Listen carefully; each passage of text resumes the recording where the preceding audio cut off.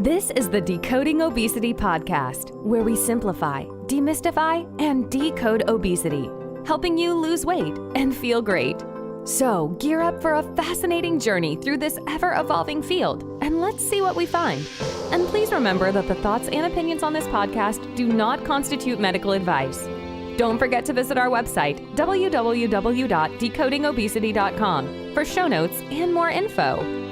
And now, here's your host of the Decoding Obesity podcast, Dr. Avishkar Sabharwal.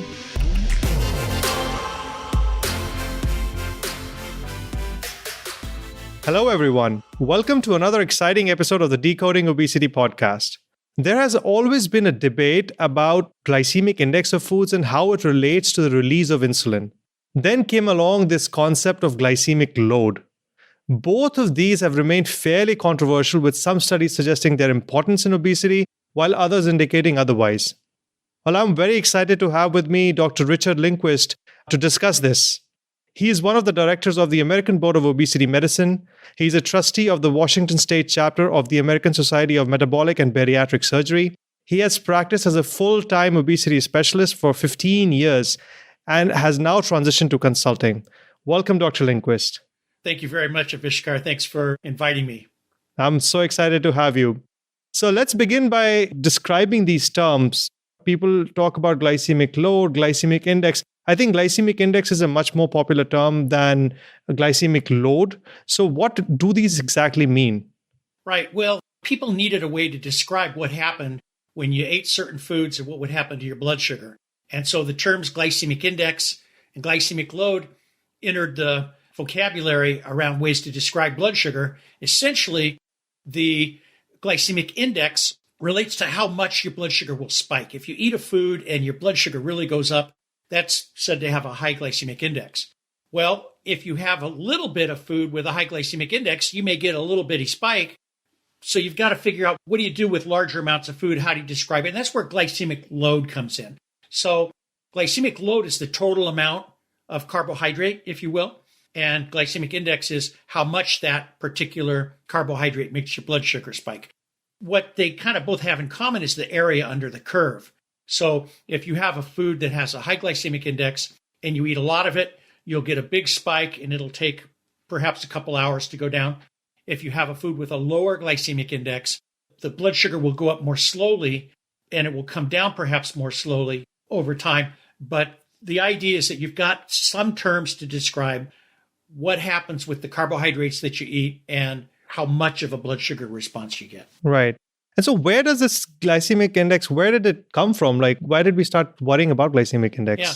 Well, that's interesting. I actually got online and did a little bit of research knowing that this question might come up, right? Because I've heard it out of the nutrition literature. It came into obesity work out of the nutrition literature and then out of the diabetes literature for nutritional control.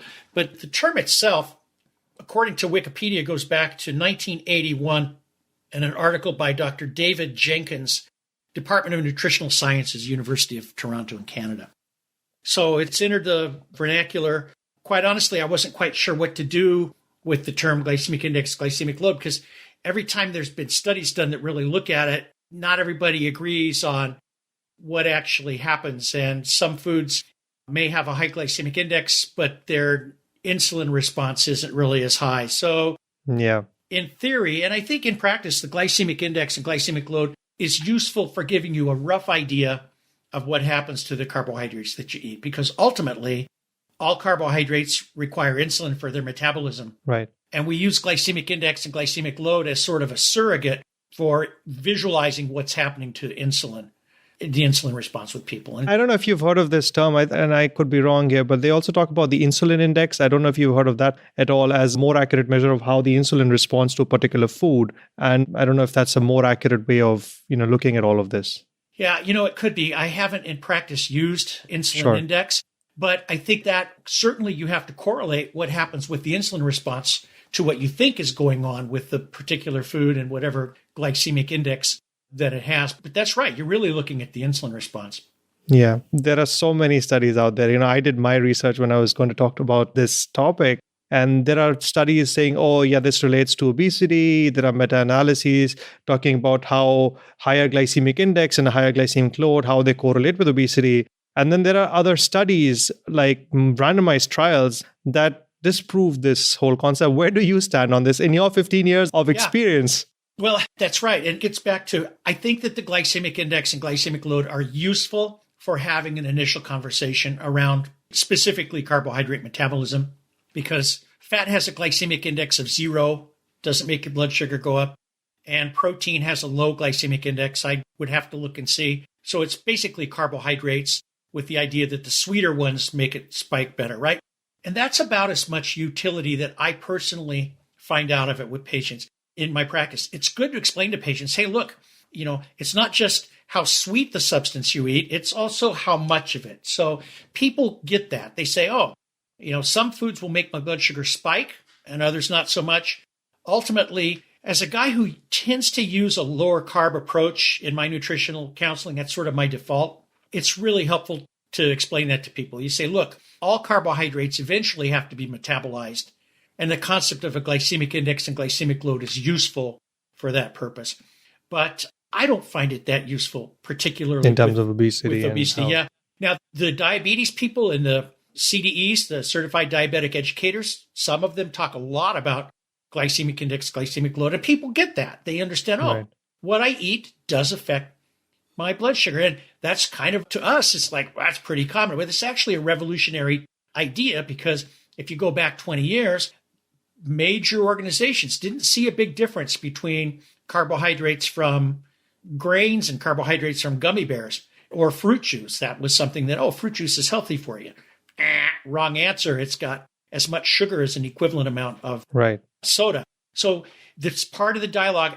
The concepts of GI and GL, glycemic index, glycemic load, they're useful, but only to a certain point, I think, clinically. Right. Yeah, I agree with you. And there's the other thing is, we just talked about how sweet the thing is, but there are artificial sweeteners. What about those? Yeah. Where do they fall? That's another controversial area. I can tell you how I've synthesized information that I have and what I tell patients. I say, look, your brain becomes programmed to a sweet taste. If you give sugar to babies, they'll just zoom right in on, this is good, Right. And we develop a association with a sweet taste and nutritional content, right? If you eat something that's sweet, if you eat a piece of fruit or you eat pastry, you get some sweetness and you're going to have nutrients from that. With artificial sweeteners, you get the sweet taste, but you don't get the nutrients. So what happens in there? And I look at it this way. We know that you actually get a little bit of an insulin response. Yeah, I was going to say that. Yeah, even with the artificial sweeteners, even though there is no sugar there. There's no sugar. Yeah, so there is no sugar, but because the sweet taste itself, it still does give you an insulin response. It does. It does. Now, what I do not know, and some of your listeners may be probably smarter than me, but what I don't know is how much of that is conditioned to learning that when there's a sweet taste, there's going to be calories. And so your body produces an insulin response. And how much of that is just physiologic related to the sweet taste? I think you'd have to look at probably at children and who've never had sugar and see what happens if you give them artificial sweeteners. Somebody's probably done these studies and you probably get comments, which would be good, right? It would add to the dialogue. Yeah, absolutely. Yeah. But artificial sweeteners, practical sense, I tell people, look, your body doesn't know if there's something attached to that sweet taste or not. So you're going to get an insulin response. And you probably, within a few minutes, will actually be hungry because you get an insulin response, which will then drive your blood sugar down. Now you have a relative hypoglycemia, and that's one of the drivers we know for hunger. So, right. One other thing before, if we're going to move on from this, people say, well, how bad are artificial drinks for you? There's literature that shows that patients with the biggest problem with obesity are the highest consumers of artificial sweeteners, right? Right. Well, if there's no calories in that, it's not causing you to gain weight from artificial sweeteners. But again, it's reinforcing some of that physiologic change that your body knows, and it's reinforcing it psychologically. You get used to, I need that sweet taste. And I don't think the artificial sweeteners cause the weight gain. I think it's much more complex issue than that. Right. In the litany of sins, and I would put artificial sweeteners not very high, especially when you compare them to what people would otherwise Right. be taking. I mean, there's data to suggest that beverages sweetened with artificial sweeteners are associated with some weight loss. So there is data to support the use of artificial sweeteners in patients who are suffering from obesity. But then there's a bigger question here that artificial sweeteners are replacing something. And then Yes. the whole point is also that once you've consumed something with artificial sweeteners, you think that you've really not taken any calories. So you're going to try and compensate for it. Having said that, now I cannot disprove the studies that say that artificial sweeteners are associated with some weight loss, and I shouldn't say beneficial. They are helpful in patients with obesity. Well, that's right. That's right. And so that ties into a parallel topic here, which is meal replacement strategies. So if you look, for example, at most, if not all of the meal replacement strategies, they use artificial sweeteners in order to give people that sweet taste people are conditioned to. So people like them, and the companies that manufacture products have figured that out, right? Right. But if you use artificial sweetened products in the context of, let's just say, a low-calorie diet with meal replacements is all or part, yeah, you lose weight. To which I would say that depends on the rest of the structure that's present to support or sabotage whatever weight loss efforts you're trying to make. Right. What about the fructose? Fructose has a low GI, it has a low glycemic index, but it's a different beast in itself. And it's so prevalent in our society in the form of high fructose corn syrup and whatever have you. Yeah, it is. Well, and I think one of the main guys around that is Rob Lustig, who's done a lot of work with fructose. And listening to him speak is great experience. It's kind of like drinking from a fire hose. Yeah.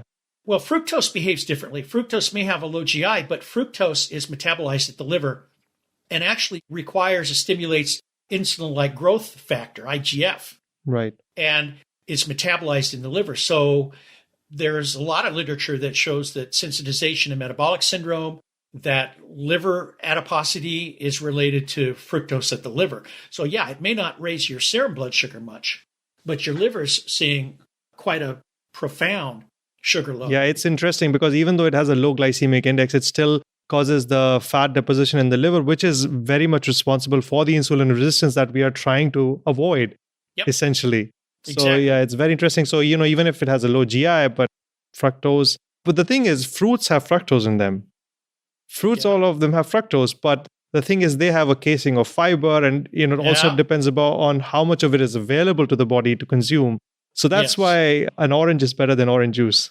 Absolutely. Well, and think about 16-ounce orange juice. I want to say there's something like about 15 sugar cubes equivalent in that. It's roughly, there's a lot of grams of glucose in a 16-ounce orange juice. But how many oranges did it take to make that juice? And practically speaking, people won't sit down and eat 8 oranges in a row, but they'll drink a 16-ounce glass of orange juice. I think what ends up happening is part of it is also the marketing strategies, talking about the vitamins that are going to be there in the juices and how nutritious it is, but people just forget about the sugar that's in there. And it's a high glycemic index food, whether you want to believe in the glycemic index and glycemic load part of it or not, but it's a high glycemic index and a high glycemic load just by the fact that there are so many freely available sugars present in the food, right? Exactly. That changes the way you think about a lot of things. I mean, like I say, I think the concept of a GI, GL, glycemic index, glycemic load is useful, but it certainly doesn't explain everything. And that example of fruit juice is a great example of that. Yeah. What ends up happening is, Dr. Lindquist, that we don't just take one particular food throughout the meal. When we're having, say, a breakfast or having a lunch, it's going to be a combination of things, right? Mm-hmm. We're going to have some sort of a grain or some sort of a bread. Along with that, there's going to be some either vegetable or some protein.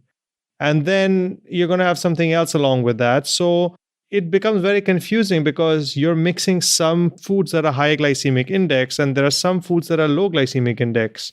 So it kind of, how do you wrap your head around the whole concept of, combining everything together? Well, that's right. And we know, for example, that if you take a carbohydrate and you purify it and you take it in the pure form, you're going to get perhaps, a real spiky glycemic index experience. Right. But as soon as you add fiber to it, it's going to slow the absorption. And if you put water and fiber together, for example, you mentioned fruit, that's changed things too. And I was thinking of something else.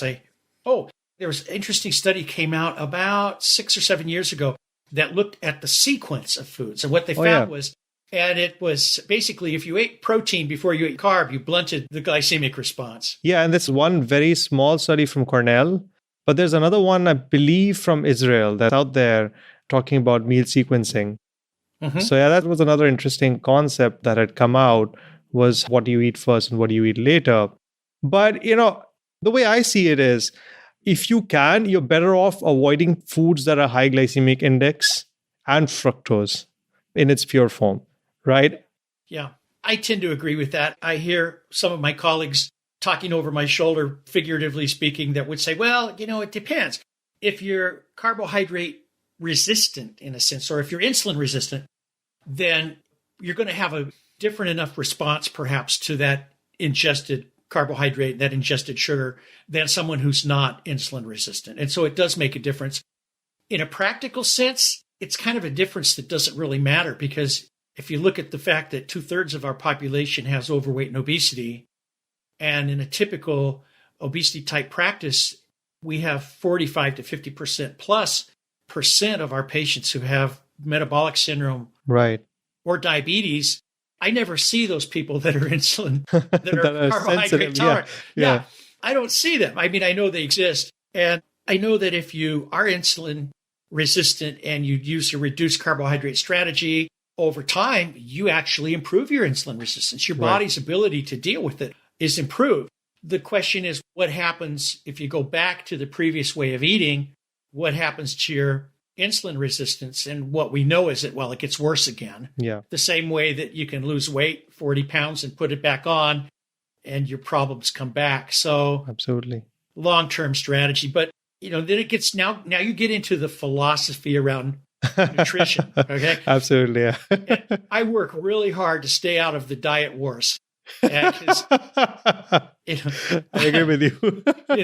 I do. And in obesity care, my default is a reduced carbohydrate strategy with enhanced protein because of muscle signaling from protein and leucine and et cetera. We can talk about that in detail if you want to. But as an obesity medicine specialist, my long lever is a reduced carbohydrate strategy. Right. And that leads into, what do you actually eat? And I think at some point, if we ate food, back to your earlier point, if we ate food that looked like food that our great-great-grandparents would recognize as food, we're probably fine. Yeah, that's the key. It should look like food. Most of us are not eating food these days. No, we're eating food-like products. That's a nice way to put it. Somebody still wants to follow, say, talk about glycemic index, glycemic load. People out there obviously don't know about this, and it's not mentioned on the labels that whether they're high glycemic index or not. How do they go and, shop around for foods that are low glycemic index and low glycemic load? What should they be looking for? Right. Well, that's an interesting question. I think that first to start out with is that if you put it in your mouth and it tastes sweet, it's probably got a high glycemic index. And depending on how much you eat, and given the portions that come prepackaged for us, you're probably going to get a high glycemic load. So if it tastes sweet, that's one way to think about it. And certainly you have to be kind of careful. But if you look at some of the more popular, like tomato paste or tomato sauce, how do I put this? The food products that resemble tomato sauce. Okay. The number 2 ingredient is sugar. So you may think, well, gee, I'm making a tomato sauce on something and I'm going to put it on vegetables. It's going to be super healthy. And you realize it's loaded with sugar.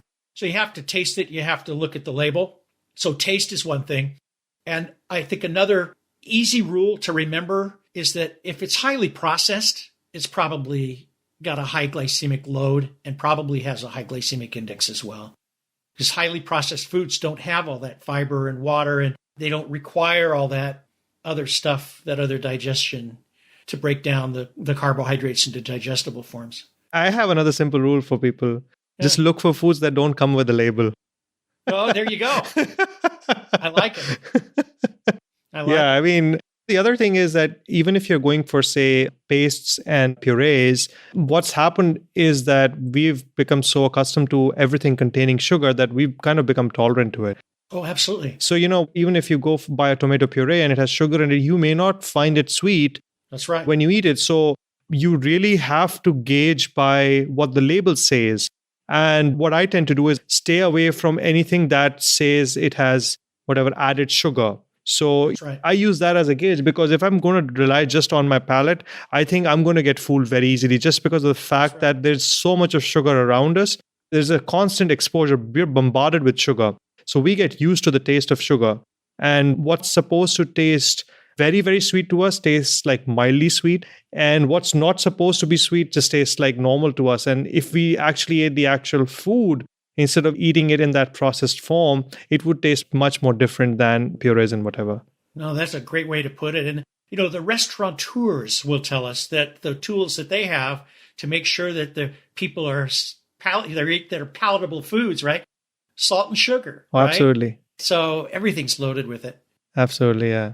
Well, and from a perspective of weight loss, it's interesting too, because I get a lot of people who will come in and they'll say, I eat healthy. And when you talk with them, they are truly oriented towards having a healthy lifestyle. They want to have families, they want to work, they want to have lives, they want to eat healthy. And I said, well, okay, so you're basically healthy. Dr. Lindquist, I don't know what's wrong. I eat healthy. I go, okay.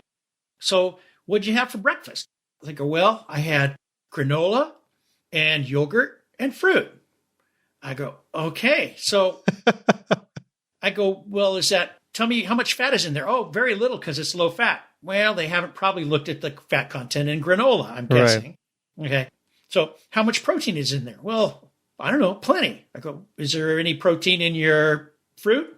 No. Is there any protein in your granola? Not very much. Maybe if there's some nuts, you might get a little bit, right? And there's maybe a little bit of grain protein. How about from the yogurt? And then you look at the label and it's 6 grams of protein and 26 grams of carbohydrate. Right. And so here's a person that's had 450 calories for breakfast that they think is healthy.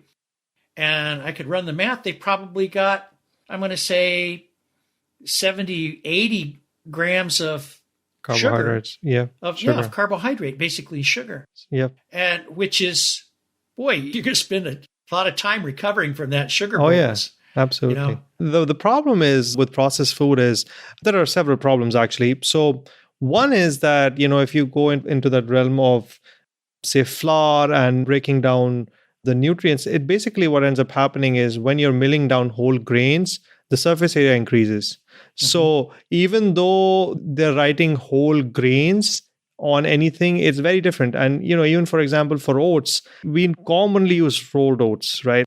What ends up happening, it's still a processed food. It's not your whole oats.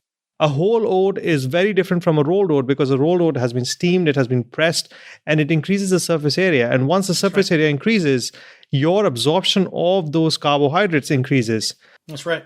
And that automatically shoots up the glycemic index. Now, the glycemic load may be the same for those oats, but the index is higher because you're absorbing more of it because less of it is tied to fiber.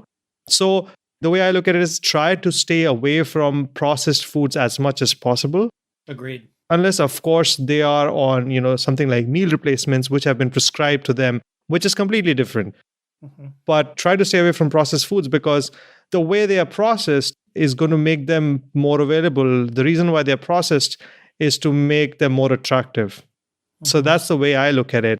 And I think the other way I look at it, and it's a very common thing that I picked up from so many practitioners, so many other obesity specialists, is people should try and shop around the periphery of the grocery store. That's right. Yeah. All of those foods are going to be low glycemic index or low glycemic. They may not be low glycemic load, but the thing is that if you're going to have those whole foods, you're not going to be able to consume a huge amount of that food. So the load is going to go down. That's right. That's right. There is a volumetric approach. You can eat all the broccoli. Actually, you could probably eat all the soaked and steamed bulgur or whole grains that you wanted, and you're still going to get relatively low caloric load overall, and right. A low glycemic index, low glycemic load. But your point about walking around the periphery of the store is a good one, which we're kind of dancing around an interesting area, which I think has to do with awareness. Right. And mindfulness and intentionality. I'll tell you right now, if it's my daughter's birthday, I'm probably going to have some chocolate cake and I'm not going to worry about it. But I'm going, okay, that's all right. This is a birthday. Most Sure. of the time, what do you eat? None of us are perfect. We're all hopefully getting better at what we're doing. We're all learning and being mindful, being intentional, continue to keep our heads in the game so we learn more about it and we Right. learn how to understand what's in the processed foods that we're eating and how to make better choices, just sort of like you said. Right. Yeah, I think that's a key takeaway. Just walk around the peripheries and you will be able to easily guess that these are all low glycemic index and relatively low glycemic load foods, which are good for you. Because, a lot of times, even the labels, for example, you go to the grocery stores and you're buying foods that packaged foods say that whole grains, healthy, blah, blah, Right. blah. And you look at the label and you're like, you got to be kidding me. Yeah. You can't just say that this is a superfood and just put tons of sugar in it. This is just ridiculous. That just doesn't make sense. Well, I like, white rice and brown rice. Well, how about brown rice? Yeah. Dr. Lindquist, I've been eating brown rice. I go, well, okay. That's like white rice that's basically brown. If you Right. look at the nutritional value of it, Right. if you were eating whole rice with the germ, the protein in the center, Right. and the husk and the fiber, the surface area exposure is not very high. You're right. That's probably a different story. But brown rice, it's just like white rice most of the time. It's just Right. like white rice that's brown. If you walk down the supermarket and you hold up the two bags, they're basically one's brown and one's white. And it's not a big difference there. Right. No, absolutely. I agree with you. I think that's the key. And I think that's why eating more whole foods is really a good gauge, or buying more whole foods when you're in the supermarket is a good gauge that you're buying low glycemic index foods. And just the other thing is just to make sure, a lot of times what ends up happening is if you read the label and if you look at the ingredients per se, they may not list cane sugar or That's just right. plain sugar there. They may list something else. They may list molasses. It was very interesting. I actually came across, I don't know if I was watching a video or I was reading it online. There are like 30 or 40 different names that they use to kind of basically types of sugars that they put into the foods. And it can be molasses, it's honey, molasses, agave, cane sugar, and then coconut sugar, and then they'll Yeah. just put organic in front of it, as if that makes a difference. That's right. So right. I think the way to look at it is you look at the total number of carbohydrates, and then you look at the total number of sugars, and you see what are the added sugars. And that is the key. Like the added sugars part is the key when you're looking at the nutritional label. That tells you that this is the extra amount of sugar, no That's matter right. what form it is in, that's been added to it. So I try to stay away from anything that has an added sugar. So that's very important. And the other thing is, of course, how much of that food has been processed, because if it's more bioavailable to you, if it's more available for absorption, then it's going to have a higher glycemic index per se. Absolutely. Yeah, and you lead into a really interesting point about sweeteners on labels is, well, how about sugar alcohols, right? Right. Because you got sugar alcohols. Well, they're not really an artificial sweetener. They're a sugar, but their chemical structure is alcohol moiety instead of being a simple sugar. So what does that do? My take on that is that basically most sugar alcohols are roughly half of what standard glucose would be or standard sugar would be, Right. sucrose or honey or any other sugar in terms of calories. So you're still getting some calories from the sugar alcohols.